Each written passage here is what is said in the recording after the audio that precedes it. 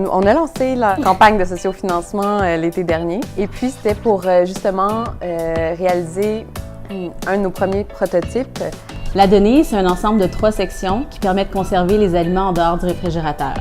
Donc, il y a une section pour les légumes racines, une section pour les légumes qui ont besoin d'être hydratés, puis une autre section pour les légumes qui ont besoin d'être dans la noirceur.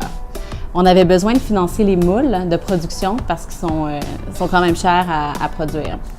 Notre objectif était de 15 000 $ et puis ce qu'on a atteint au final, c'était environ 30 000 $.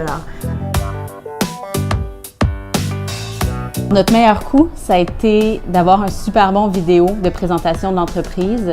Je pense que c'est ça qui a donné de la crédibilité à notre projet puis qui a fait en sorte qu'on a pu ramasser autant d'argent. C'est des éléments super importants parce que c'est la vitrine de ton entreprise. C'est ça que les gens vont voir puis c'est là-dedans que le monde va investir. Ouais. Mauvais coup, on a beaucoup investi de temps dans tout ce qui était visuel, mais ensuite, on ne s'est pas attardé à tout ce qui était communication. Donc, les infolettres, des actualités, des retours clients. Ça, c'est 24 heures sur 24 parce que c'est à travers le monde, souvent, que tu vas faire une campagne de sociofinancement. Donc, tu as des questions à n'importe quelle heure de la journée. Puis nous, ça nous réveillait même la nuit. Donc, c'est vraiment de se parler en tant qu'entrepreneur et ensuite de préparer un plan de communication.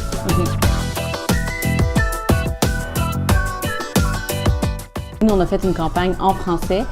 Ça nous a permis de découvrir que le marché européen était vraiment intéressé par notre produit. Par contre, ça nous a bloqués au marché canadien et aux États-Unis où est-ce qu'on a fait à peu près pas de vente.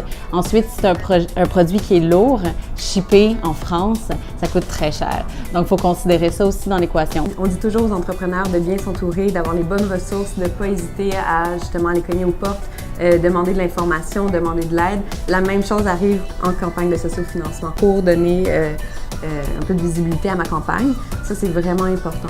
On a visionné beaucoup de campagnes de sociofinancement avant de lancer la nôtre dans le même domaine. Fait que nous, on a regardé beaucoup de produits de design, puis on a vu c'est quoi les bons coups, les mauvais coups, qu'est-ce qui fonctionne, puis qu'est-ce qui est à pas faire aussi. Ouais, avertir aussi les fournisseurs que ça peut passer de 1 unité à 20 000 aussi. Non, mais c'est une des possibilités qui peut se produire. Puis c'est ça, être capable de se trouver des backups.